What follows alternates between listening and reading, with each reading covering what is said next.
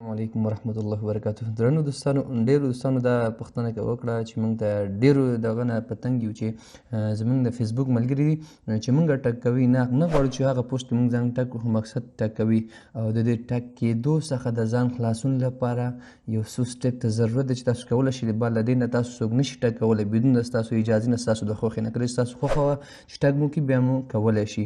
نو راځئ څه رقم کېږي، یو څو سمپل سټپس چې تاسو ته درښایو. راځو ویډیو باندې پیل کوو.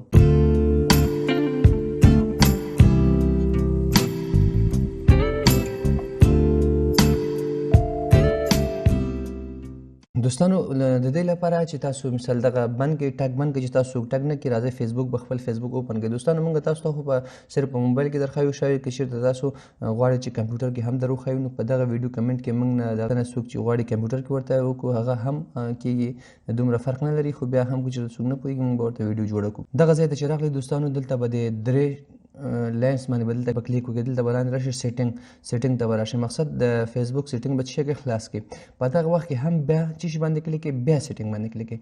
دلته سیټینګ باندې چې کلیک وکړو تاسو ته یو مینو خلاصه شوه. دلته به لاندې راشئ دلته ګورئ دوستانو ټایم لاین ان ټاګینګ چې ټایم لاین ان ټاګینګ د باندې به کلیک وکړئ. کله چې د باندې کلیک وکړئ تاسو دلته ګورئ تاسو درې دغه درکوي، یو ټایم لاین دی، بل ټاګینګ دی، بل ریویو دی.